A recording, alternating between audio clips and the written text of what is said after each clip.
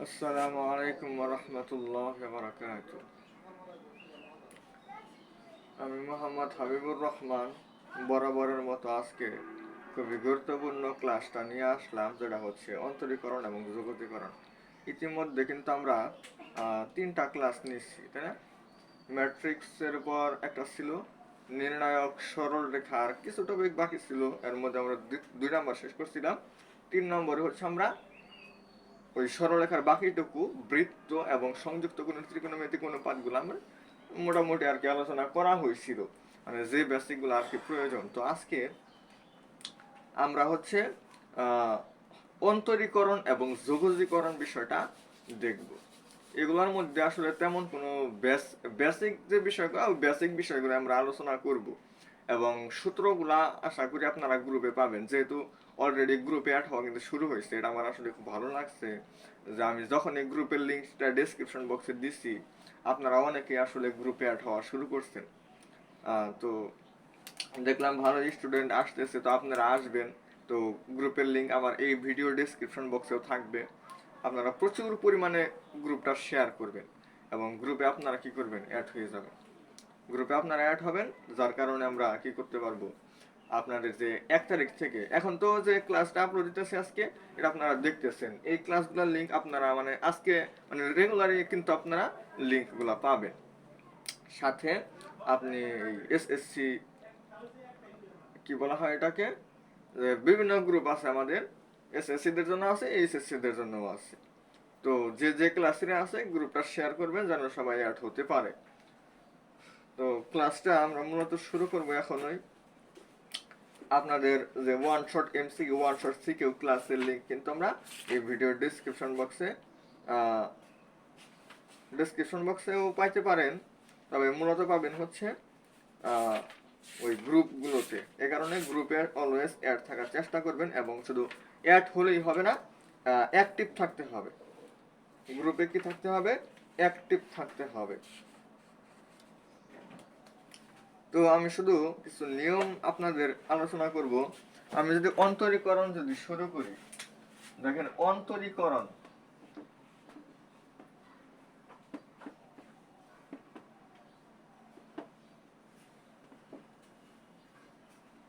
এই যে এই অন্তরীকরণ, এই অন্তরকরণ, অন্তর মানে হচ্ছে বিয়োগ, অর্থাৎ মানে আলাদা করা, পৃথক করা, এরকম একটা অর্থকে আসলে মিন করে। মানে অন্তরীকরণ মানে অন্তরকরণ মানে কি বুঝতেছেন, মানে হচ্ছে বিয়োগকরণ, আলাদাকরণ, মানে আলাদা করে দেওয়া, একটা খণ্ডকে কয়েকটা খণ্ডে বিভক্ত করা, এটাকে বলা হয় আসলে অন্তরীকরণ। এখন এই যে এরকম একটা চিহ্ন, যে এটা আসলে আমরা LIM লিখি, কিন্তু মূলত হচ্ছে এটা LIMIT, যে লিমিট, কিন্তু আমরা বলি লিম, বুঝতেছেন? তো এটা এক্স টেন্স টু, তীরের মতো এই চিহ্নটাকে বলা হয় টেন্স টু। এখানে আমার জিরো হতে পারে, ইনফিনিটি হতে পারে, অথবা আমরা আরো বিভিন্ন কিছু দিই, কিন্তু আমরা আরো আদারওয়াইজ অন্য সামথিং অন্য বিভিন্ন কিছু দিই। বিশেষ করে যে বিষয়গুলো দিই, যেমন π/2 দেই, এই বিষয়গুলো কিন্তু আমরা বেশিরভাগ ক্ষেত্রে আমরা এই বিষয়গুলোই দিয়ে থাকি। হয়তো জিরো না ইনফিনিটি, না হয় π/2, আরো আমরা সাপোজ বিভিন্ন সংখ্যা দেই, বিভিন্ন সংখ্যা, যেমন স্মল লেটারগুলোর মধ্যে এ দিয়ে থাকি, বি দিয়ে থাকি, এরকম বিষয়গুলো আমরা বিভিন্ন সময় দিই। তো আজকে আমি আসলে লিমিটের মধ্যে বেসিক কি আলোচনা করব। তো একটা জিনিস খেয়াল করেন, যে এই টেন্স টু দ্বারা কি বোঝায়, তার মানে বোঝায় এক্স এর মান এক্স টেন্স টু জিরো, এই কথাটার অর্থ যে এক্স এর মান জিরো এটা না, এক্স এবং জিরো সমান এটা না। বোঝানো হচ্ছে যে আমি যদি লিখি যে এরকম, যেটা 0.01 অথবা 0.001, এটা হচ্ছে একদম জিরোর কাছাকাছি, একদম কাছাকাছি একটা মান নির্দেশ করে। আমি যত বেশি জিরো দিয়ে ওয়ান লিখবো, আমি যদি এখানে তো যতটুকু কাছাকাছি বোঝাচ্ছে, আমি যদি জিরোর দশমিকের পরে যদি 100টা জিরো দিয়ে যদি ওয়ান লিখি, তাহলে কিন্তু আরো অনেক কাছে বোঝাবে। যার কারণে সব থেকে কাছে পরিমাণ, মানে যত কাছাকাছি হবে আর কি, এই মানগুলো আসলে এক্স এর মান।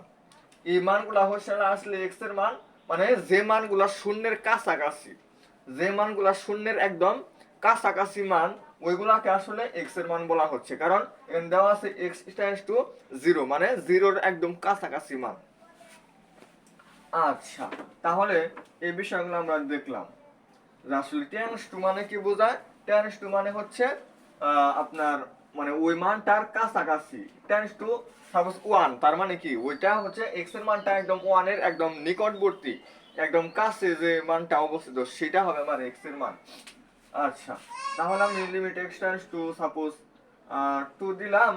এখন আপনাকে বললাম হচ্ছে x square minus 5x plus 6 divided by x minus 2। এইটা মানে এখন এরকম প্রশ্ন আসলে কি মিন করে, কি বোঝায়, মানে হচ্ছে এক্স এর মান যদি একদম 2 এর একদম কাছাকাছি হয়, এক্স এর মান যদি 2 এর একদম কাছাকাছি হয়, এটার মান কার কাছাকাছি হবে? এই যে সম্পূর্ণ রাশিটা, এটার মান কার একদম নিকটবর্তী হবে? মানে এক্স এর মান যদি 2 এর একদম নিকটবর্তী হয়, তাহলে এইটার মান একদম কার নিকটবর্তী হবে, এটা আসলে মিন করতে হবে। তাহলে এটা কার নিকটবর্তী সেটাই আমরা ম্যাথ করে কি করি, বের করার চেষ্টা করি। আচ্ছা, তাহলে এটা আমরা কিভাবে বের করতে পারি? আচ্ছা, যেহেতু আজকে বেসিক ক্লাস, আমরা আপনাদের কিছু শর্টকাট দেখাই। শর্টকাট হচ্ছে যেমন এই আমাদের একটা রুলস আছে যেটাকে আমরা বলি লা হসপিটাল রুলস। এই অ্যাপ্লাইটা আপনাদের আমি একটু শিখাই আজকে। আপনারা তো বিভিন্নভাবে শিখছেন, তো লা হসপিটাল রুলস অ্যাপ্লাই করে আমরা যে কোনো প্রকার এমসিকিউ, মানে অনেক জটিল জটিল লিমিটেড ম্যাথ আছে আমাদের, যেগুলো আমরা লা হসপিটাল রুলস অ্যাপ্লাই করে আমরা খুব সহজে করতে পারি। সেটা হচ্ছে আমি এই যে এক্স এর কাছাকাছি কিন্তু একদম, বা এই 2 আমি এটার মধ্যেও বসাবো, এই ফাংশনের মধ্যেও বসাবো, সরাসরি আমরা একদম কি করে দিব, বসায়া দিব। বসায়া দিলে দেখেন 2 কে স্কয়ার করলে কত হবে, 4, আর 5 দুগুণে কত হবে, 10। 4 থেকে 10 বাদ দিলে হবে মাইনাসের 6 আর হলো প্লাসের 6। তাহলে উপরে আমার কত আসছে, 0। আপনি একটু হিসাব করেন খাতায় যে x square minus 2x plus 6, এটার মধ্যে আপনি x এর মান 2 বসাইলেন। x এর মান যদিও না, কিন্তু আমরা কিন্তু মান হিসাবেই ম্যাথটা করি। যাই হোক, আপনি 2 এটার মধ্যে বসাইলেন এবং এখানেও আপনি 2 বসাইলেন। তো 2 থেকে 2 বাদ দিলে কত হবে, 0 হবে। যদি দেখেন কখনো 0 মানে উপরেও 0 নিচেও 0, এরকম ফরম্যাট আছে, বা আরো বিভিন্ন কিছু হতে পারে। যেমন উপরে নিচে দুইটা ইনফিনিটি হতে পারে, এরপর আরো বিভিন্ন কিছু আছে, যেমন ইনফিনিটি, নিচে ইনফিনিটি হতে পারে, বা নিচে 0 হতে পারে। নিচে যদি 0 হয় সেক্ষেত্রে আমরা ইনফিনিটি ধরি। যাই হোক, ওইটা কিন্তু আমাদের আসলে কোনো একটা মান না, কারণ ওইরকম করে মান কি আসলে সম্ভব আদৌ? আপনি যে সংখ্যায় বলেন ওইটার পরবর্তী কোনো আরেকটা সংখ্যা থাকবে, তাহলে ওইরকম মান কিন্তু আসলে আমরা বলতে পারবো না। তো ইনফিনিটি হোক, 0 হোক, 0 হলে তাও ওইটা মানানসই, মানান যায়, কিন্তু ইনফিনিটি হইলে অতটা গ্রহণযোগ্য হতে চায় না। যাই হোক, বিশেষ করে 0/0, ইনফিনিটি বাই ইনফিনিটি, ইনফিনিটির পাওয়ার ইনফিনিটি, 0-এর পাওয়ার ইনফিনিটি, এরকম বিভিন্ন বিষয় আমরা একটু খেয়াল করব। এগুলো হচ্ছে আমাদের অ্যাক্সিডেন্ট। মানে একটা অ্যাক্সিডেন্ট কিভাবে, মানে এটা এরকম কোনো মান আসলে হয় না। তাহলে এটার মান কি আসলে কোনো মানের কাছাকাছি হবে না? অবশ্যই কিন্তু হবে, কিন্তু সেই মানটা কত? আমি যখন 0 বসাইলাম তখন এই মানটা আসছে, তার মানে আমার উপরে অন্তরীকরণ করতে হবে, নিচে অন্তরীকরণ করতে হবে। আপনারা কি বুঝতে চান যে আসলে এটা তো আমরা অন্তরীকরণ করতেছি না, অন্তরীকরণ কিন্তু আমাদের 9.3 থেকে শুরু হয়, তাই না? তাহলে আমরা মূল নিয়মে অন্তরাজ করি, আসলে মূল নিয়ম যেটা ওটা আমরা করি, কিন্তু 1 নম্বর মানে 9.1 আমরা কেন এই বিষয়গুলো করি, এই অধ্যায়ে কেন এই লিমিটের বিষয়গুলো, আসলে লিমিটের অবস্থানটা কেন এই অধ্যায়ে দেওয়া হইল, এটা কি আপনারা অবশ্যই আমাকে একটু প্রশ্ন করবেন যে এই লিমিটের লিমিট কি? লিমিটের সাথে তো আমরা এটা কোনো মিল পাই না। লিমিট হচ্ছে কাছাকাছি মান বের করা, বাট আমরা তো কোনো প্রকার অন্তরীকরণ করতেছি না। হ্যাঁ, এগুলা অন্তরীকরণের সাহায্যেও খুব সহজে সমাধান করা যায়, আর এটাই হচ্ছে লা হসপিটাল রুলস।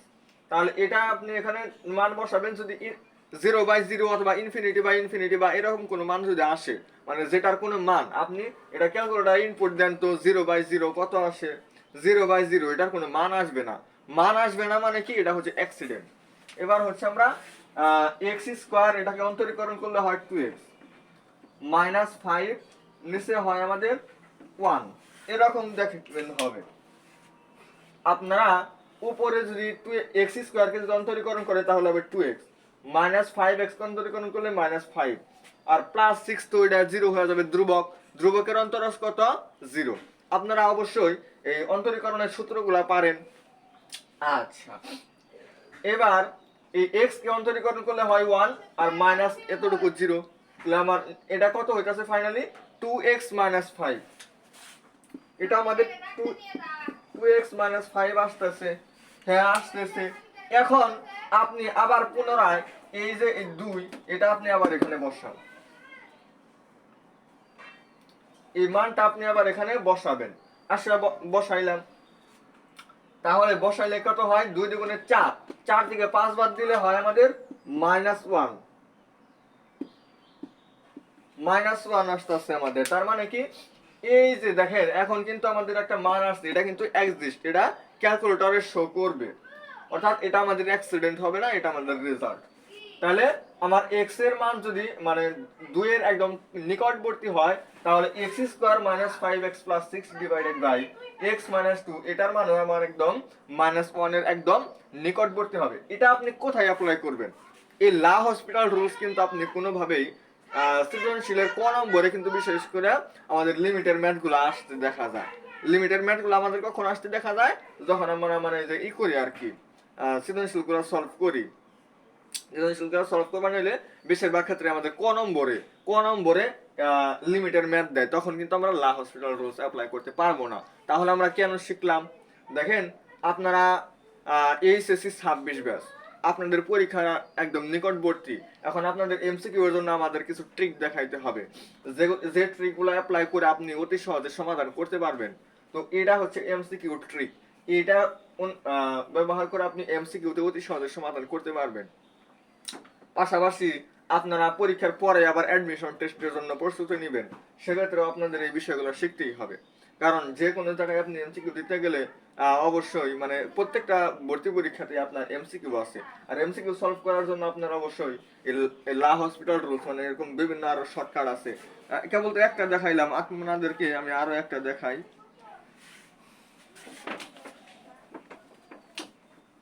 তাহলে একটু দেখেন, এরপর হচ্ছে আরেকটা দেখেন এই লা হসপিটাল রুলস এর, আর সামনে আরো ম্যাথ আমরা দেখাবো। এর আগে আপনাদেরকে আমি আরেকটা ম্যাথ দেখাই, সেটা হচ্ছে দেওয়া আছে limit x tends to a, limit x tends to a x to the power 5/2, x to the power 5/2 minus a to the power 5/2, আর নিচে হচ্ছে root over x minus root over a। আচ্ছা root over মানে কি? Root over মানে কি power half লেখা যায় না? হ্যাঁ অবশ্যই লেখা যাবে, রুট মানে পাওয়ার হাফ। তাহলে root over x minus root over a, এটাকে আমরা লিখলাম x to the power half minus a to the power half. এভাবে আমরা দিতে পারি। মনে রাখবেন যে একটা ফর্মুলা আমি আপনাদেরকে এখন দিব, এই ফর্মুলাটা আপনারা অবশ্যই মনে রাখবেন। এইটা হচ্ছে আমাদের মানে এই টাইপের ফরম্যাট। কি ফরম্যাট আমি এখন শর্টকাটটা লিখলেই আপনারা বুঝতে পারবেন। এটা যদিও আমরা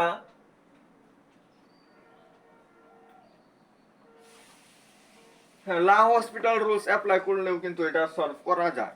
লা হসপিটাল রুলস অ্যাপ্লাই করলে এটা করা যায় না? অবশ্যই করা যায়।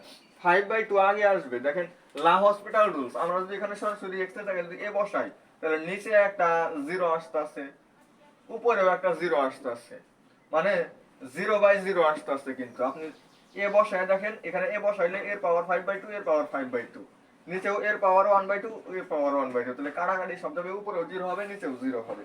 তার মানে কোনো মান আসতেছে না, যে মানটা আসতেছে ওটা ক্যালকুলেটরে অ্যাডজাস্ট করবে না। যার কারণে আপনি কি করবেন, 5/2 আগে আনবেন, 5/2 থেকে 1 বিয়োগ করবেন, মানে হচ্ছে 3/2 হবে। এরকম কিন্তু আপনি করবেন, এবং হাফ থেকে 1 বিয়োগ করবেন, মাইনাস এরকম বিষয়গুলো আসবে। যাই হোক, দেখবেন যে limit x tends to a, x to the power a না, এখানে তো a আমরা এটা ইউজ করছি। আপনাদের শর্টকাটটা হচ্ছে এটা আমরা বি দেই, বি আর নিচে পাওয়ার দেই হচ্ছে সি এর পাওয়ার বি, আর নিচে হচ্ছে এক্স এর পাওয়ার সি মাইনাস এর পাওয়ার সি।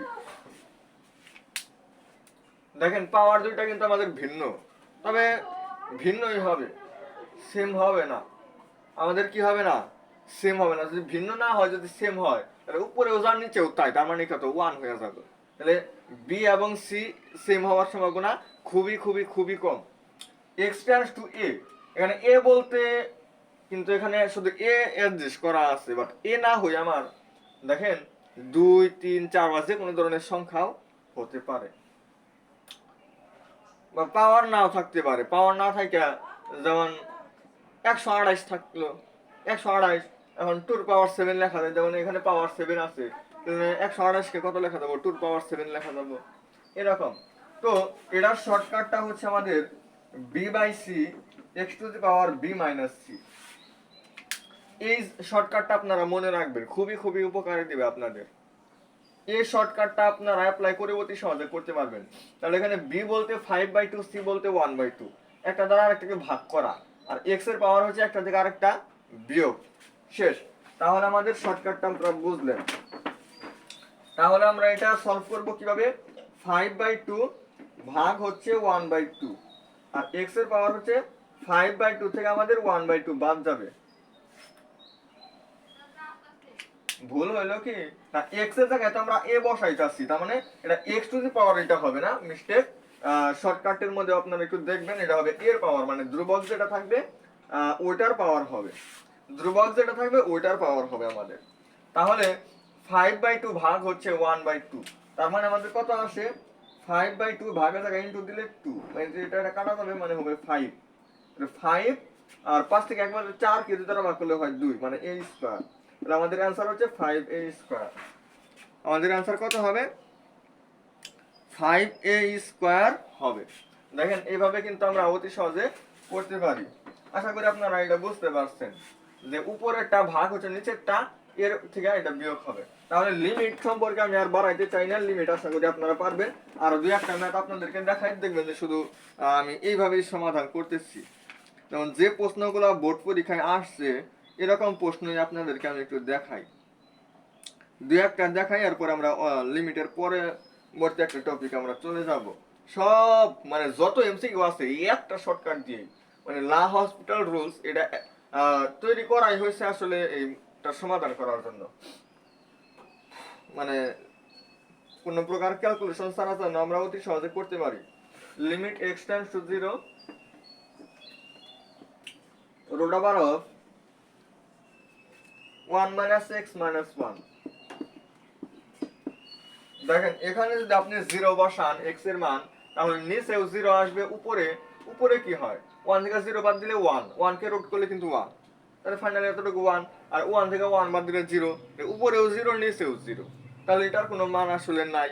এটার মান যদি না থাকে তাহলে আমরা এটা কিভাবে সলভ করব, এটা সলভ করার ফর্মুলা হচ্ছে, আমরা মূল নিয়ম যেটা করতাম সেটা হচ্ছে, আমরা উপরে নিচে আমরা কি করতাম, এটার যে উপরে যে যেহেতু রুট আছে, রুট যেখানে থাকবে ওটার অনুবন্ধী দ্বারা উপরে নিচে গুণন করব, গুণন করে যে মানটা আসবে ওটার মধ্যে আমরা আবার মান বসাবো, তাহলে আমাদের অ্যান্সার আসবে। কিন্তু লা হসপিটাল রুলস বলতে আছে তুমি এটাকে অন্তরীকরণ করে দাও, মানে 1/2 root over of 1 minus x, কিন্তু এটা তো আমার -1 হয়, -1 দ্বারা আমার গুণন হবে, তো এটাই কিন্তু আমাদের আসে, কারণ আমার এটাও 0 আর এটা হয় আমাদের 1, নিচে 1 দেওয়ার প্রয়োজন নাই। তো এটার মধ্যে এখন আমরা, এখানে তো -1 গুণন আকার আছে, থাক, এখন আমরা এই 0 হচ্ছে এখানে বসাবো, 1 থেকে 0 বাদ দিলে 1, রুট করলেও 1, এই 1 দিয়ে 2 কে গুণ করলে হাফ, হাফের সাথে -1 গুণ করলে আমার আসবে হচ্ছে মাইনাসের হাফ। তাহলে আমাদের এটার অ্যান্সার কত আসছে, দেখেন মাইনাসের হাফ, অবশ্যই অ্যান্সার মিলবে। 5 নম্বর, হ্যাঁ 5 এটা মাইনাসের হাফ, আমাদের কিন্তু অ্যান্সার মিলছে। তাহলে কি অবশ্যই বুঝতেছেন যে এগুলো আমরা কিভাবে সলভ করা যায়। তো লিমিটের এই বিষয়গুলো আমি এই টেকনিকটা আপনাদেরকে একটু শেয়ার করলাম, এটা আপনারা পারবেন। এবার যে বেসিকটা আমরা একটু আলোচনা করতে চাই সেটা হচ্ছে, যদি আমাদের দেখেন যে এরকম দেওয়া আছে e to the power m x. মূল নিয়ম তার আলোচনা করার প্রয়োজন নাই, মূল নিয়মের একটা সূত্র আমাদের আসছিল, এই সূত্রটা আপনারা একটু দেখবেন, শুধু মূল নিয়মের সূত্রটা দেখবেন। এবং আমি বলি সাইন এক্স কজ এক্স মানে অনুপাতের বিষয়গুলা, অনুপাতের মধ্যে আপনার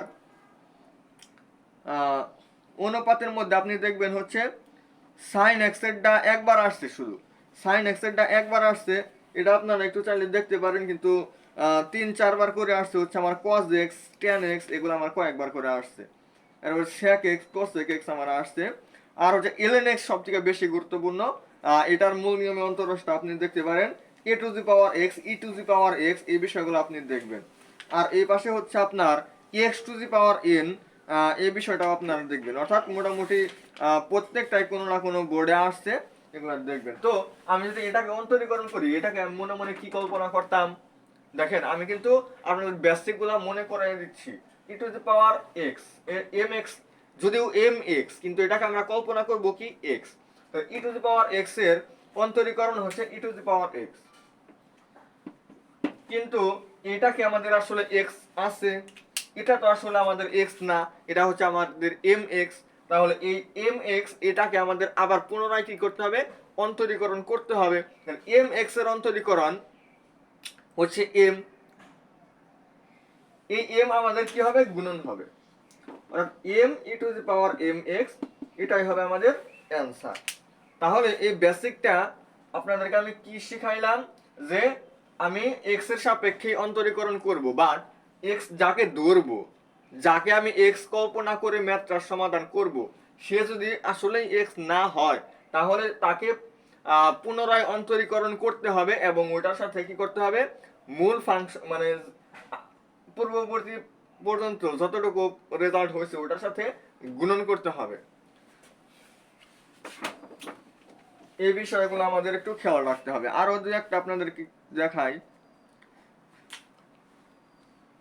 যেমন এখানে দেওয়া আছে cos ax, cos cos ax বাদ রাখি, cos ax তো এটা আপনারা পারবেন, cos x হচ্ছে মাইনাসের sin x, কিন্তু ওটা তো ax, তাহলে ওটা অন্তরীকরণ হচ্ছে a, তাহলে মাইনাস a cos ax এরকম হবে। আচ্ছা, এই বিষয়গুলো আপনারা একটু দেখবেন। স্টুডেন্টরা যে বিষয়টা একটু বেশি ফেস করে, একটু কঠিন হয়, আপনাদের লগ সম্পর্কিত, এই লগ সম্পর্কিত এই বিষয়গুলো আপনাদেরকে আমি একটু দেখাই দিই। লগ সম্পর্কিত একটা অন্তরীকরণ আপনাদেরকে আমি একটু দেখাই। লগ এ এক্স, লগ এ এক্স এটাকে অন্তরীকরণ করলে আমাদের কি হবে, আমি বলছি আজকে আমরা অন্তরীকরণ এবং জগতীকরণের যে বেসিক গুলা, যেগুলা স্টুডেন্টদের সমস্যা হয়, ওই বিষয়গুলো আসলে আমরা সলভ করব।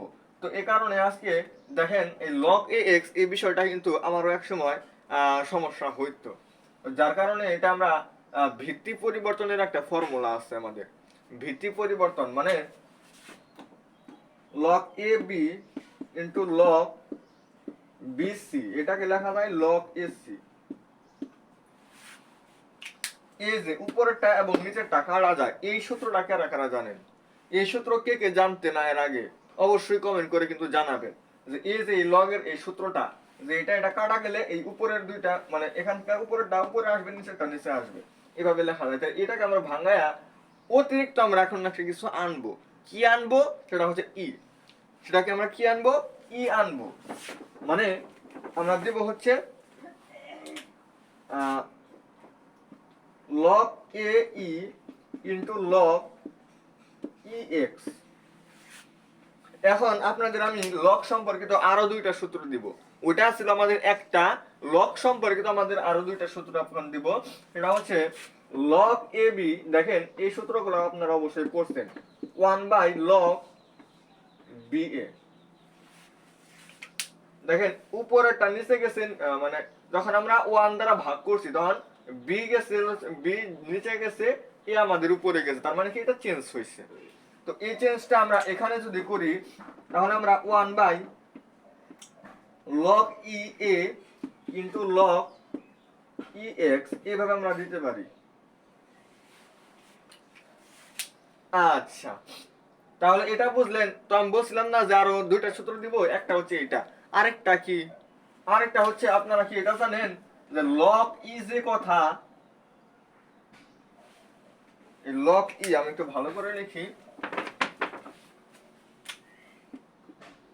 লগ ই যে কথা এল এন, এটা কিন্তু আমরা লগ বলি, মানে লন বলি, যে লন এক্স আমরা এরকম বলি, অনেকেই বলি এটা লন এক্স, কিন্তু এটা কি লন আসলে?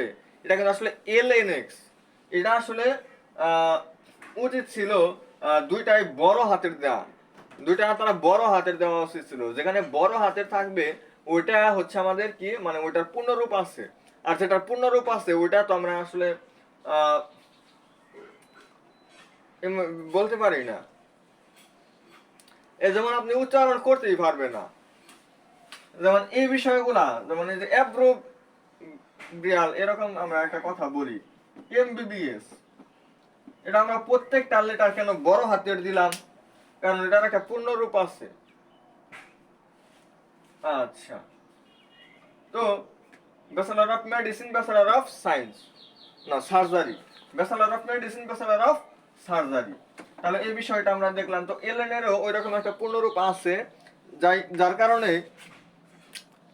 যেহেতু ম্যাথ সুবিধার জন্য বা সবসময় আমাদের একটু ছোট হাতের লেটার গুলো দিয়ে লেখা অভ্যাস, আর এটা ম্যাথ করতে আমার প্রতিনিয়ত প্রয়োজন পড়তেছে, এই কারণে তারা একটু চিন্তা করে যে এটা আসলে বড় হাতের না দিয়ে আমরা একটু ছোট হাতের দিয়ে দিই, এই কারণে আসলে তারা ছোট হাতের দিছে। বাট এটা হচ্ছে এল এন দুটাই কি হবে, বড় হাতের হবে। আর এটার অবশ্যই পূর্ণরূপ আছে, আর যেহেতু পূর্ণরূপ আছে তাহলে এটাকে আমরা লন বলতে কখনোই পারবো না, এটাকে আমাদের অবশ্যই এল এন বলতে হবে। তো আমরা লগ ইজ যে কথা, এল এন সেম কথা, এটা আমরা জানি। তাহলে আমরা 1 বাই এখানে l n a into l n x বলতে পারি। 1/ln a into ln x, তাহলে 1/ln a into ln x এটা আমরা বলতে পারলাম। বলার পরে একটু খেয়াল করেন, তাহলে এই সূত্রগুলো তো আপনারা বুঝছেন। এটা একটু রিমুভ করি, যাই হোক একটু বোঝানোর সুবিধার্থে। এবার 1/ln a এটা আপনারা আর একটু বোঝার চেষ্টা করেন, লগ সম্পর্কিত সমস্যা দূর হয়ে যাবে। আপনাকে যে ম্যাথটা আমি হাতে নিছি এটা যদি আপনি শুরু থেকে এই পর্যন্ত বুঝতে পারেন, আর যতটুকু বাকি আছে এতটুকু যদি আপনি বুঝেন, তাহলে আপনার লগ সম্পর্কিত যে অন্তরীকরণগুলা, এই অন্তরীকরণগুলোর সমস্যা হবে না। এখানে এ বলতে কাকে মিন করে? আপনি কি এটা জানেন যে আসলে এ বি সি এগুলাকে আমরা ধ্রুবক, অন্তরীকরণের ক্ষেত্রে বিশেষ করে অন্তরীকরণ যোগীকরণের ক্ষেত্রে এগুলাকে আমরা ধ্রুবক হিসাবে নেই, এম এন এগুলাকে আমরা ধ্রুবক হিসাবে নেই, এবং এক্স ওয়াই জেড এগুলাকে আমরা চলক হিসাবে নেই। তাহলে এ বলতে এখানে একটা ধ্রুবক, ধ্রুবক বলতে এখানে 2 হতে পারে, 3 হতে পারে। আপনি ক্যালকুলেটরে ইনপুট দেন তো ln2 বা ln1, ln3 কোন একটা সংখ্যা আসে কিনা, 1 বা কোন একটা সংখ্যা, তাহলে ওটাও কোন একটা সংখ্যা আসবে কিনা, বা কোন একটা ধ্রুবক আসবে কিনা। হ্যাঁ, তাহলে তো আপনি খুব সুন্দরভাবে বুঝতেছেন যে 1/ln মানে একটা ধ্রুবক, ধ্রুবক হয়। আর এটা হচ্ছে আমাদের ln x হচ্ছে একটা চলক, ধ্রুবক এবং চলক। সাপোজ আমি দিলাম হচ্ছে 3x, তাহলে আমরা কি করতাম, 3 কে কিন্তু আমি আগে রাখতাম, 3 কে কি আমি কোনো অন্তরীকরণ করতাম? অন্তরীকরণ করতাম না। পরে এই ধ্রুবক, যেহেতু ধ্রুবককে আমি আগে রেখে পরবর্তীতে যেটা চলক আছে ওইটাকে আমি শুধু অন্তরীকরণ করতাম, তাই করতাম। তাহলে এখানে 1/ln হচ্ছে আমাদের ধ্রুবক, বুঝতেছেন তো? বুঝাইলাম যে এ বলতে এখানে ধ্রুবককে বোঝানো হয়। তো একটা ধ্রুবক বসাই আপনি এটা ক্যালকুলেশন করলে দেখবেন সম্পূর্ণ মিলেই আমাদের একটা ধ্রুবক আসবে। তাহলে এটা আমাদের একটা ধ্রুবক মিন করতেছে। আচ্ছা, আর এটা যদি আমাদের ধ্রুবক হয়, আর ln x, x তো আমরা চলক হিসাবে জানি, তাহলে এতটুকু আমাদের চলক, তাহলে আমাদের 1/ln এ যা আছে তাই থাকবে, ইনটু হচ্ছে এই যে আমাদের ln x, এই ln x কে আমরা কি করতাম, দেখেন এখানে আমরা x কে ডিফারেন্সিয়েট করতাম, তাহলে আমাদের এখানে ln x কে আমাদের ডিফারেন্সিয়েট করতে হবে। আর ln x এর ডিফারেন্সিয়েট হচ্ছে 1/x, তার মানে আমাদের 1/x ln a। এই যে এটার অন্তরীকরণ log ax, log ax এটার ডিফারেন্সিয়েট হচ্ছে 1/x ln a, 1/x ln a, এটা হচ্ছে আমাদের রেজাল্ট। তো এই লগ সম্পর্কিত এরকম সমস্যা আমরা অতি সহজে সমাধান করতে পারবো। তাহলে আমরা অন্তরীকরণের আসলে বেসিক তো আমরা যে বেসিক বিষয়গুলোই যাই না কেন, তো এই বিষয়গুলো আমাদের ঘুরে ফিরে আসবে। আর দুটা ফাংশনের গুণফল আর ভাগফল আমি একটু দেখাই দিই। D d x of u v, যেটা হচ্ছে আমাদের তিনটা সূত্র আছে আমাদের, ডিডি এক্স অফ ইউ ভাগ ভি, আর একটা হচ্ছে d d x of u to the power V.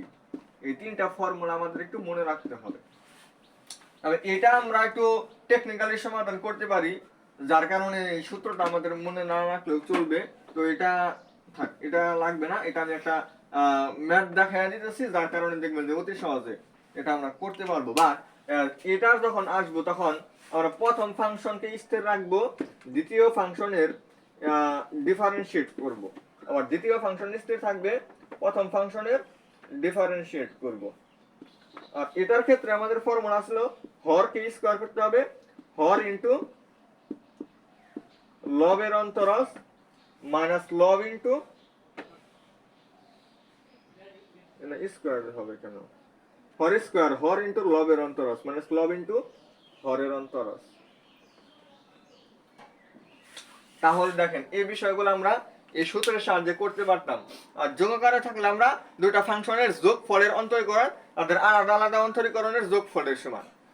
লিমিটের এই ধর্মগুলো ছিল, অন্তরীকরণের ধর্মগুলো ছিল। তো এই বিষয়গুলো আমরা দেখলাম। তারপরে এক্স না হলে এক্স এর সাপেক্ষে যেটা করতে হয় সেটাও দেখাইলাম। তাহলে এবার আসেন আর কি দেখাই। তো এইটার আমরা একটা ম্যাথ দেখাই, এটার একটা ম্যাথ আমরা একটু দেখাই। তারপরে যাবো আমরা হচ্ছে লোক স্পর্শকের সমীকরণ এবং লঘুমান গুণমান আলোচনা করে দিব। আর অন্তরীকরণের সাহায্যে যে আমাদের কি বলা হয় এটাকে, সরণ থেকে বেগ ত্বরণ নির্ণয়, এইটা মানে তিনটা জিনিস আমরা দেখাই, তাহলে আমাদের অন্তরীকরণ শেষ হবে। তারপরে আমরা একটু যোগজীকরণ একটু আলোচনা করে দেবনি, যোগজীকরণ একটু আলোচনা করে দেবনি, অন্তরীকরণ আমাদের মোটামুটি শেষ হয়ে যাবে। আর যে ফর্মুলাগুলো আছে, যে সূত্রগুলো আছে, এগুলো কিন্তু আমাদের অবশ্যই জানা থাকতে হবে। তো ক্যালকুলাস আসলে আমাদের খুবই খুবই গুরুত্বপূর্ণ। এই ক্যালকুলাসের যে দুইটা অধ্যায় আছে, এই দুইটা অধ্যায় আমাদের জন্য কি খুবই, প্রত্যেকটা যে কোনো পরীক্ষা দিতে চান, আপনার বোর্ড পরীক্ষার জন্য খুবই খুবই ইম্পর্টেন্ট, বা যে কোনো জায়গায় প্রতিযোগিতামূলক যত পরীক্ষা আছে, যত অ্যাডমিশন টেস্ট আছে, প্রত্যেকটা জায়গার জন্যই কি খুবই খুবই ইম্পর্টেন্ট এই দুইটা অধ্যায়। এবং প্রশ্নগুলো খুব কঠিন হয় না। এই অধ্যায় এবং যোগজীকরণ, এই দুইটা অধ্যায়ের যে প্রশ্নগুলো হয়, এগুলো আসলে মানে যারা বুঝতে পারে আর কি, তাদের কাছে আসলে খুবই সহজ, খুবই সহজ হবে। এগুলো আসলে ভুল করার কোনো চান্স নাই, এগুলো একদম সহজ। শুধু আমার লেকচারগুলো একটু ফলো করবেন, শেষ, আর কিচ্ছু লাগবে না। তো এই সূত্রগুলা, অন্তরীকরণের সূত্রগুলো আপনি অবশ্যই পারবেন, অবশ্যই মুখস্থ করতে হবে। আর কোথায় কি ধরে নিতে হয় এই বিষয়গুলা, যেমন এই যে এটা করাই দিব। আচ্ছা দেখি, এটাই করাই দিই, একটা সহজ আছে, বাট এটা প্রশ্ন আসে। মানে দেখেন, এটাও চলক, এটাও চলক, চলকের পাওয়ার চলক, এটাই কিন্তু আমি এতক্ষণ আপনাদের সাথে একটু আলোচনা করলাম যে চলকের পাওয়ার চলক হলে এটাকে কিভাবে ডিফারেন্সিয়েট করতে হয়। এখন আমি বলছিলাম যে u to the power v যে একটা ফর্মুলা আছে, ওই ফর্মুলা আমরা সরাসরি অ্যাপ্লাই করে দিব, তাহলেই আমাদের অ্যান্সার আসবে। হ্যাঁ, এটা আসবে, এটা ঠিক আছে। বাট এটা করতে গেলে অনেকজনে কি করবে, প্যাঁচ বাজিয়ে ফেলাবে, ও সমাধান করতে পারবে না বা ভুল করবে আর কি। দেখা যাবে যে আমি ফর্মুলাটা ওকে দিলাম, ও এটা করতে গিয়ে কি করব, মিলাইতে পারবো না, সমস্যা অন্য একটা ভুল, ভুল একটা অ্যান্সার ওর লেখা আশা করবো। যার কারণে আমি আপনাদেরকে আমি সহজ একটা ফরম্যাট দেখাই, সেটা হচ্ছে ln y হচ্ছে ln x to the power x। দেখেন আমি উভয় পাশে ln নিছি, আর উপর যেটা আছে ওটা আমাদের আগে আসবে, তো x ইনটু ln x হবে। ওই পাশে আমি কি নিছি, ln নিছি, আর এই পাশে আমার পাওয়ারে যেটা ছিল ওটা আমাদের আগে আসে, এটা তো আমরা জানি আগে আমাদের আসবে, তাহলে আমাদের x ln x হবে। এবার হচ্ছে আমরা ওই পাশে ddx করব, ওই পাশে একই জিনিসের সাপেক্ষে। এই পাশে আমি x এর সাপেক্ষে করলাম না, এই পাশে আমি y আছে, দেখেন এই পাশে y আছে, ওই পাশে x আছে। তাহলে আমি চিন্তা করলাম যে তাহলে এই পাশে যেহেতু y আছে, তাহলে আমি এই পাশে y এর সাপেক্ষে করি, আর ওই পাশে x আছে, তাহলে ওই পাশে x এর সাপেক্ষে করি। তা কি করা যাবে? এটা কিন্তু কোনোভাবেই করা যাবে না। উভয় পাশে আমার সেম জিনিসের সাপেক্ষে অন্তরীকরণ করতে হবে।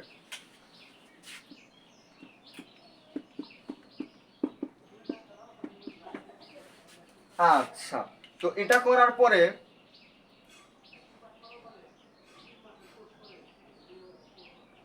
এখানে এলএন, এটাকে আমরা মনে মনে এক্স কল্পনা করব। তাহলে ওয়ান বাই এলএন এক্স এর অন্তরীকরণ হচ্ছে ওয়ান বাই এক্স, কিন্তু এটা কি আসলে আমাদের এক্স? কিন্তু এটা তো আমাদের আসলে এক্স না। তাহলে এটাকে আমাদের আবার অন্তরীকরণ করতে হবে। ওয়াই এর অন্তরীকরণ হচ্ছে ওয়াই ওয়ান। আর এখানে আমরা দুইটা ফাংশনের গুণফলের যে অন্তরীকরণের ফর্মুলাটা সেটা অ্যাপ্লাই করব। তাহলে প্রথম ফাংশন দ্বিতীয় ফাংশনের অন্তরজ প্লাস দ্বিতীয় ফাংশন ইনটু প্রথম ফাংশনের অন্তরজ। তাহলে আমাদের এখানে এই y1 থাকবে, আর এই y ওই পাশে আমাদের গুণন হবে। আর y বলতে আমরা এই টুকুটুকু লিখতে পারি, মানে x to the power x। আর এটা হচ্ছে আমাদের 1 প্লাস ln x। তাহলে এটা হচ্ছে আমাদের result.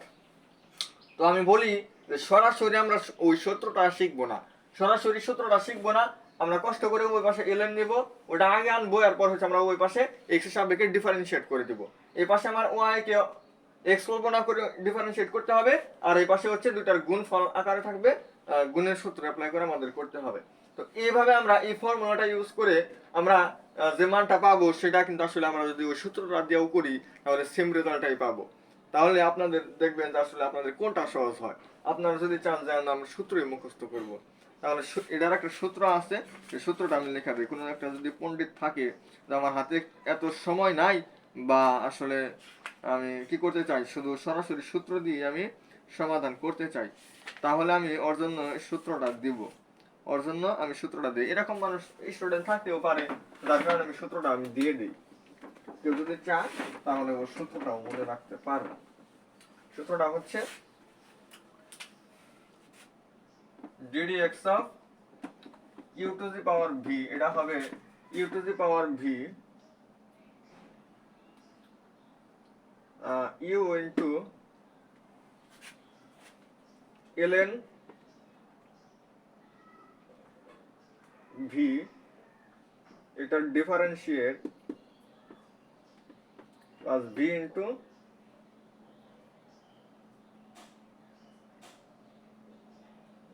ln v into ddx of u। এই যে ফরম্যাটটা, এই ফরম্যাটটা আপনারা একটু মনে রাখতে পারেন। এটার সাহায্যে আমরা সরাসরি করতে পারবো, সরাসরি করার জন্য। যাই হোক, এটা আমরা দেখলাম। এখন আমরা একদম অন্তরীকরণের লাস্ট অংশের দিকে আমরা চলে যাব, যেটা হচ্ছে, আর যোগজীকরণ আমাদের সময় লাগবে না, যোগজীকরণ আমরা আজকেই সমাধান দেওয়ার চেষ্টা করব। এই পর্যায়ক্রমিক অন্তরীকরণগুলো এখন যদি সরণ দেওয়া থাকে, সরণ দেওয়া আছে মানে কি, ওইটাকে আপনি একবার অন্তরীকরণ করলে আপনি একবার অন্তরীকরণ মানে ওটাকে একবার অন্তরীকরণ করলে আপনি বেগ পাবেন, বেগকে আপনি আরেকবার অন্তরীকরণ করলে আপনি ত্বরণ পাবেন। আর এটা আপনারা গেল, এটা আমি শুধু মুখে বলে দিলাম। আর কোন একটা বিন্দুতে একটা বক্ররেখার ঢাল, কোন একটা বিন্দুতে কোন একটা বক্ররেখার ঢাল, এটা আপনি একবার অন্তরীকরণ করে ডান পাশে যে চলকটা থাকবে ওই চলকটার মান আপনি বসাবেন, তাহলে আপনার ঢাল বের হবে। আর ঢালকে tan থিটা দ্বারা প্রকাশ করা হয়, অথবা ddx of y দ্বারাও প্রকাশ করা হয়। তো এই বিষয়গুলো আপনারা একটু দেখলেন। তো এগুলো আসলে অত কিছু আর বলার নাই। আর এটা হচ্ছে আমাদের যে ঢালটা বের হবে সেটা হবে আমাদের স্পর্শকের ঢাল। আর ওই ঢালটার সাথে এমন আর একটা ঢাল আছে যে ঢালটা গুণন করলে, দুইটা ঢাল গুণ করলে আমাদের -1 হবে। অপর ঢাল যেটা বের হবে সেটা হবে আমাদের অবিলম্বের ঢাল। তাহলে আমরা অবিলম্বের ঢাল পাবো। আর যদি এই বিন্দুতে অবিলম্বের সমীকরণ বা স্পর্শকের সমীকরণ বের করতে বলে, তাহলে y - y1 ইকুয়াল ঢাল যেটা বের হবে আর কি, এখানে স্পর্শকের ঢাল বসাইলে স্পর্শকের সমীকরণ আসবে, অবিলম্বের ঢাল বসাইলে অবিলম্বের সমীকরণ আসবে। তো এই সূত্রটা আমরা অ্যাপ্লাই করে দিব। এখানে ঢাল যদি আমরা স্পর্শকেরটা বসাই তাহলে স্পর্শকেরটা কিভাবে বের করব, যে ফাংশনটা দেওয়া থাকবে, যে বক্ররেখার সমীকরণটা দেওয়া থাকবে ওটাকে আমরা অন্তরীকরণ করব। অন্তরীকরণ করলে যে রেজাল্ট আসবে ওটাকে আমরা, যেমন সাপোজ এই যে শুরুতে যেটা দিয়েছিলাম x² - 5x + 6, এটাকে অন্তরীকরণ করলে হয় আমাদের 2x - 5, এটা হয় আমাদের। তো আমরা কি করব, x আছে এখানে, x এর জায়গায় আমরা 2 বসাবো, তাহলে কত আসবে, -5 হবে। -5 হচ্ছে আমাদের স্পর্শকের ঢাল। আর অবিলম্বের ঢাল হবে আমাদের -5 এর সাথে সাপোজ m গুণন করলে আমাদের কত হয়, -1 হয়। তাহলে m এর মান আসছে আমাদের 1/5, এটা হবে আমাদের অবিলম্বের ঢাল। স্পর্শকের ঢাল বসাইলে আমাদের স্পর্শকের সমীকরণ, অবিলম্বের ঢাল বসাইলে অবিলম্বের সমীকরণ। তাহলে এই বিষয়গুলো আমাদের গেল। তাহলে এখন আমরা আলোচনা করব হচ্ছে, এখন একটু আমরা ফার্স্ট যাওয়ার চেষ্টা করব। বেসিক আমাদের আলোচনা শেষ। তো এখানে কি বিষয় আর একটা আছে, ঢাল শূন্য। কোন বিন্দুতে ঢাল শূন্য হবে, মানে বা স্পর্শকের সমান্তরাল হবে, স্পর্শকের সমান্তরাল হবে, এরকম কিছু কথাবার্তা আছে। সেক্ষেত্রে আমার ঢাল শূন্য ধরে কাজ করতে হবে, এটাই। আর স্পর্শক ও বিলম্বের সমীকরণ, এই বিষয়টা আপনাদেরকে আমি দেখাইলাম। ক্রমবর্ধমান ক্রমহ্রাসমান, এটা ক্রমবর্ধমান ক্রমহ্রাসমান এটা কি, মানে একবার অন্তরীকরণ করলে কোন একটা বিন্দুতে আমি একটা অন্তরীকরণ করলাম, সাপোজ ওই 0,2 বিন্দুতে, সেখানে মানটা কত আসছিল, দেখেন -5 কিন্তু আসছিল, ঢালটা কত আসছিল, -5। এটাকে শূন্যের থেকে বড় না ছোট, অবশ্যই শূন্যের থেকে ছোট। শূন্যের থেকে যেহেতু ছোট, তার মানে ওই বিন্দুতে এই রেখাটা হবে ক্রমহ্রাসমান। শূন্যের থেকে ছোট হলে ক্রমহ্রাসমান, মানে যে ঢালটা আমরা স্পর্শকের যে ঢালটা বের করব, স্পর্শকের ঢালটা যদি আমার শূন্যের তুলনায় ছোট হয় তাহলে হবে আমাদের ক্রমহ্রাসমান, আর যদি শূন্যের তুলনায় বড় হয় তাহলে ক্রমবর্ধমান। ক্রমহ্রাসমান এবং ক্রমবর্ধমান। আর যদি শূন্য হয়, শূন্য হলে সেক্ষেত্রে আমরা এই যে লঘুমান গুরুমান, এই বিষয়টা আমরা একটু দেখবো। লঘুমান গুরুমান আপনাদেরকে আমি একটু আলোচনা করে দিই। লঘুমান গুরুমান যেটাকে বলা হয় সর্বোচ্চ সর্বনিম্ন মান, লঘু সর্বোচ্চ সর্বনিম্ন মান বা লঘুমান গুরুমান, এই বিষয়গুলা মোটামুটি অনেকটুকু সেম। চরম মান যেগুলা এই লঘুমান গুরুমান অথবা সর্বনিম্ন মান সর্বোচ্চ মান, এগুলাকে আমাদের একসাথে বলা হয় হচ্ছে চরম মান। তো চরম মান, তো আমরা সাপোজ একটা ফাংশন y ইকুয়াল আমার একটা ফাংশন দেওয়া থাকবে, আমাদের কোন একটা ফাংশন দেওয়া থাকবে। এই ফাংশনটা কি থাকতে পারে, যে কোনো জিনিস থাকতে পারে। থাকার পরে এটা আমরা y1 নির্ণয় করব। y1 নির্ণয় করলে আমাদের আরেকটা ফাংশন আসবে, এটাকে অন্তরীকরণ করলে আমাদের এখানে নতুন একটা আসবে। এটার সমান আমরা শূন্য ধরবো। শূন্য ধরলে আমার এখানে যে চলকটা থাকবে, এই চলকের আমাদের বিভিন্ন মান বের হবে। হ্যাঁ হবে। আচ্ছা, মান বের হওয়ার পর আমরা এটাকে আমরা আরেকবার অন্তরীকরণ করবো, অর্থাৎ y2 করবো, সেক্ষেত্রে আমাদের আরেকটা আসবে। এবং এখানে চলকের যে মানটা বের হইলো সেটা সাপোজ 1 এবং 3 বের হইছে, তাহলে আমরা 1 এটার মধ্যে একবার বসাবো, আবার 3 আবার এটার মধ্যে বসাবো। এটার মধ্যে বসাই আমরা সিদ্ধান্ত নিব। সিদ্ধান্তটা যদি দেখেন যে এখানে যে মানটা বসাইলাম, এই মানটা বসানোর কারণে মানটা আমার শূন্যের তুলনায় ছোট আসছে। শূন্যের তুলনায় মানে এখানে মান বসানোর পরে যে মানটা আসে সেটা শূন্যের তুলনায় ছোট, তাহলে এই যে মানটা বসানোর কারণে, যে মানটা বসানোর এখানে কারণে আমার মানটা শূন্যের তুলনায় ছোট আসছে, সেই মানটা এটার মধ্যে বসাইলে আমার গরিষ্ঠ মান পাওয়া যাবে। আর যেটা এখানে বসাইলে, এখানে এই মানটার মধ্যে যে মানটা এটার মধ্যে বসাইলে শূন্যের তুলনায় বড় হবে, ওই মানটা এখানে বসাইলে লঘু মান পাওয়া যাবে। তাহলে লঘুমান গুরুমান অথবা গরিষ্ঠ মান লঘিষ্ঠ মান আপনারা বলতেন। আর দুইটাকে একসাথে বলা হয় চরম মান। আর ওই যে বিষয়টা যে 1 এবং 3 যেটা আসছে, এটা হচ্ছে আমাদের ঢাল, ওটা আমাদের ঢাল না, তো ওটা হচ্ছে আমাদের x এর মান। আর x এর মান আমরা মূল সমীকরণে বসাইলে যে জিনিসগুলো পাই ওগুলাকে বলা হয় y এর মান। তাহলে x এর মান এবং y এর মান মিলে কি হয়, আমাদের চরম মানে দুইটা একটা বিন্দু পাওয়া যায়, ওই বিন্দুটাকে বলা হয় চরম বিন্দু। তাহলে আমাদের শেষ, অন্তরীকরণ আমাদের শেষ। এবার আসেন আপনাদেরকে আমি একটু যোগজীকরণ পড়াই। যোগজীকরণটা হচ্ছে আমাদের অন্তরীকরণ যে জিনিসটা আছে না, অন্তরীকরণ, অন্তর মানে বিয়োগ, অন্তর মানে বিয়োগ, আর যোগজীকরণ দেখেন যোগ, যোগ মানে কি একত্রিত করা, কয়েকটা জিনিস বিভক্ত অবস্থায় আছে সবগুলোকে আমরা একত্রিত করে দিলাম। এই যোগজীকরণ আসছে কোথায় থেকে, যোগজীকরণ আসছে হচ্ছে ক্ষেত্রফল নির্ণয় সংক্রান্ত। কিভাবে, যেমন একটা ত্রিভুজ থাকতে পারে, মানে একটা ক্ষেত্র যদি আমাদের ত্রিভুজ হয় সেক্ষেত্রে ক্ষেত্রফল নির্ণয় করতে পারি, চতুর্ভুজ থাকলে সেই চতুর্ভুজের ক্ষেত্রফল নির্ণয় করতে পারি, বা আমার হচ্ছে বিভিন্ন ধরনের ট্রাপিজিয়াম বা বহুভুজ, আমাদের অনেক কিছুই কিন্তু আমরা আসলে 9-10 বা আর বিভিন্ন জায়গায় আমরা শিখছি যে বিভিন্ন প্রকার ক্ষেত্র হইলে বিভিন্ন প্রকার ক্ষেত্রের সাহায্যে আমরা ক্ষেত্রফল নির্ণয় করতে পারি। কিন্তু একটা জায়গায় যদি দেখেন যে আসলে ওইটা একটা ত্রিভুজ হইতেছে না, চতুর্ভুজ হইতেছে না, কোনো কিছুই হইতেছে না। যেমন এইটা, এটার মধ্যে আপনি কি ফেলাবেন, আর উপরে যায় হইলো আমাদের সমস্যাটা, উপরে যায় আমাদের সমস্যাটা তৈরি হয়েছে না। এই তিনটা আমাদের ঠিক ছিল, কিন্তু এখানে যখন আসলাম তখন ডেউ ডেউ, এই ডেউ ডেউ এর জন্য আপনি কোনো সূত্র শিখছেন? এই ডেউ ডেউ এর জন্য আপনি কোনো সূত্র পারেন না। তাহলে এটা আপনি কোন ত্রিভুজের, আপনি সমবাহু ত্রিভুজের সূত্র অ্যাপ্লাই করবেন? মানে ক্ষেত্রফলটা যে আপনি নির্ণয় করবেন, এটা করার জন্য আপনি কোন সূত্র আপনি অ্যাপ্লাই করবেন বলেন তো? এটা কেউ বলতে পারবে না, আসলে এটা কোনো সূত্রই নাই। তাহলে এটা তো নির্ণয় করা যাবে না। এটা নিয়ে বিজ্ঞানীরা একটু গবেষণা করে তারা বলছে যে আমরা একটা ফর্মুলা দিব, এই ফর্মুলাটা অ্যাপ্লাই করে আমরা এই সমস্ত ফাংশনের যোগজীকরণ আমরা মানে ক্ষেত্রফলটা আমরা নির্ণয় করতে পারবো। তাহলে সেটা কি? সেটার নামই হচ্ছে আসলে যোগজীকরণ। মানে এরকম বিভিন্ন ফাংশন যদি হয়, সেগুলোর যোগজীকরণ মানে সেগুলোর ক্ষেত্রফল যে মানে সূত্রগুলো অ্যাপ্লাই করে, যে পদ্ধতিটা অ্যাপ্লাই করে করা যায়, ওইটাকে বলা হয় যোগজীকরণ। যোগজীকরণ মানে একত্রিত করা, সমষ্টি করা, অর্থাৎ সামেশন। সামেশনকে এস দ্বারা প্রকাশ করা হয়। সামেশনকে এস দ্বারা প্রকাশ করা হয় না, সামেশন কিন্তু এটা হচ্ছে সামেশন। আর আমরা যোগজীকরণের ক্ষেত্রে অ্যাপ্লাই করি এইটা। তাহলে এটা কোথায় থেকে আসলো? এটা হচ্ছে তারা বিজ্ঞানীরা করতে কি আসলে এটা থেকে এটা আসছে কিভাবে? এটাকে দুই পাশে ধরে টান দিচ্ছে, এটাকে দুই পাশে ধরে কি করছে, ওই যে রাবার আছে না, রাবার কি করলে দুই পাশে থেকে টান দিয়ে ওটা বড় হয়ে যায় না, তো এটা করছে দুই পাশ থেকে টান দিয়ে এটাকে বড় করে এটা বানিয়ে দিচ্ছে। এটা হচ্ছে আমাদের যোগজীকরণ ফাংশন। আর এটা হচ্ছে সামেশন ফাংশন, মানে সমষ্টি। আর এটা হচ্ছে যোগজীকরণ। এখানে একটা সংখ্যা থাকবে, এখানে একটা সংখ্যা থাকবে। মানে যোগজীকরণ হচ্ছে আমাদের দুই প্রকার। যোগজীকরণ যেটা আমরা বলতেছি, এই যোগজীকরণ হচ্ছে দুই প্রকার। একটা হচ্ছে নির্দিষ্ট আর একটা অনির্দিষ্ট। এখন এই যে এটাকে বলা হয় লিমিট।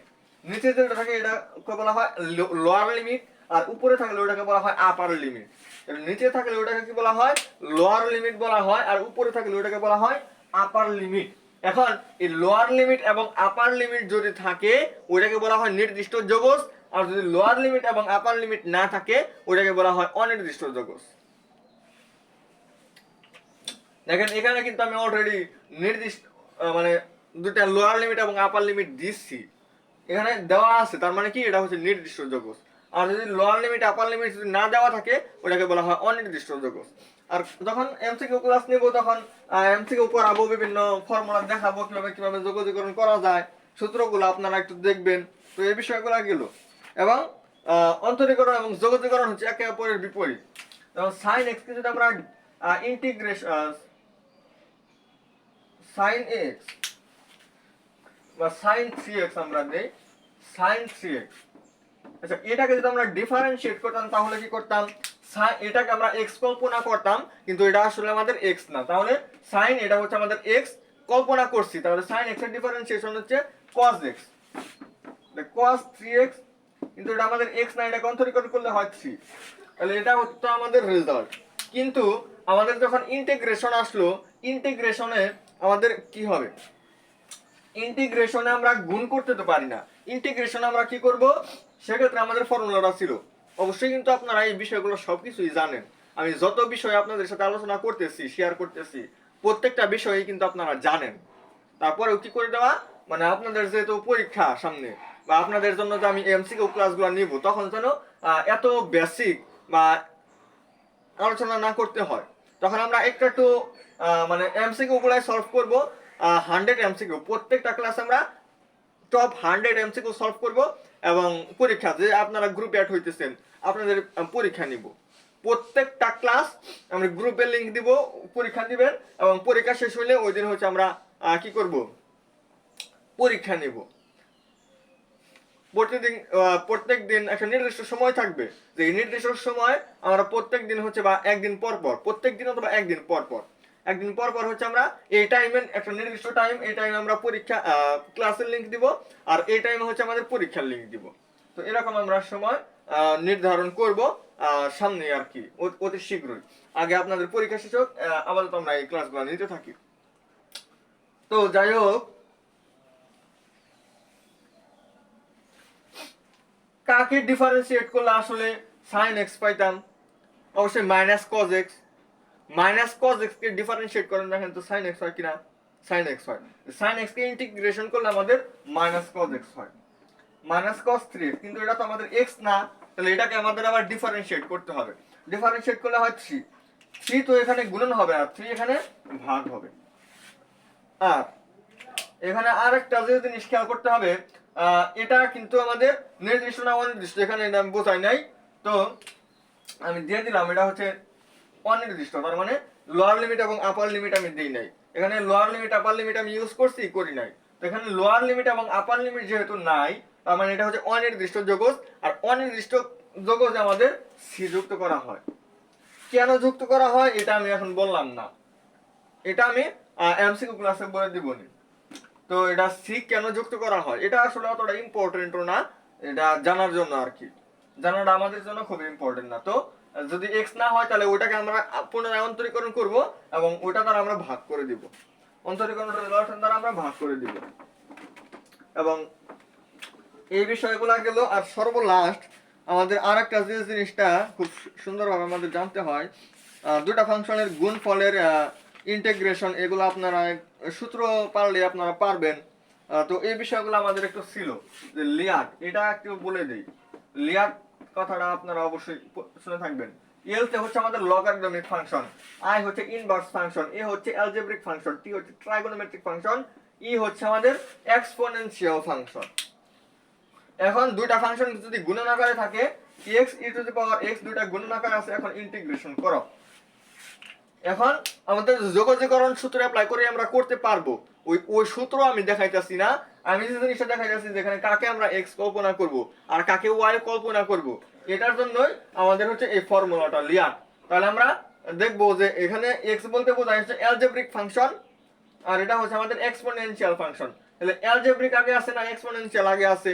আমি যদি দিক থেকে যদি যাই তাহলে আমাদের অ্যালজেব্রিক ফাংশন আমাদের আগে আসে। হ্যাঁ, আমাদের আগে আসে। যে আগে আসবে ওইটাকে আমাদের ইউ ধরতে হবে। অ্যালজেব্রিক আগে আসে মানে কি আমাদের x কে ইউ ধরতে হবে, e two the power x K V ধরতে হবে।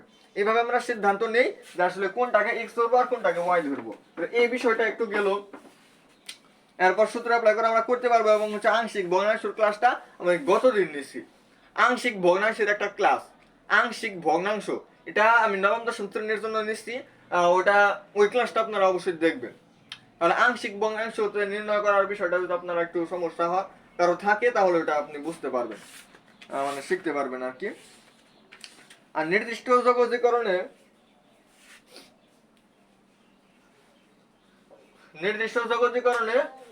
আমাদের যোগজীকরণ করলে যে রেজাল্টটা আসতো, সাপোজ 0 1, তাহলে যোগজীকরণ করলে suppose sine inverse x, sine inverse x কে আমরা ইন্টিগ্রেশন করলাম, সাইন ইনভার্স এক্স কে আমরা ইন্টিগ্রেশন করলাম, তাহলে আমাদের একটা মান কিন্তু আসবে। বা যে কোনো একটা ফাংশনকে আমরা ইন্টিগ্রেশন করলাম তাহলে কিন্তু আমাদের একটা মান আসবে। আর অনির্দিষ্ট যৌগজ হলে আমরা প্লাস সি যুক্ত করতাম, কিন্তু এখানে আমাদের লোয়ার লিমিট এবং আপার লিমিট আছে, তার মানে কি এটা হচ্ছে একটা নির্দিষ্ট যৌগজ। নির্দিষ্ট যৌগজ যেহেতু, তাহলে এটাকে আমরা প্লাস সি যুক্ত করতেছি না। তার আগে আমরা এই মানটা আগে যে মানে যোগজীকরণ করলে যে রেজাল্টটা আসতেছে ওটার মধ্যে আগে আমরা 1 বসাবো, বিয়োগ দিয়ে এই মানটা বসাবো, মানে দুইটার বিয়োগ ফল যেটা আসবে ওটাই হবে আমাদের आंसर। আর কিছু শর্টকাট ছিল, তো শর্টকাট গুলো আমরা এমসিকিউ ক্লাসে দেখাই দিব।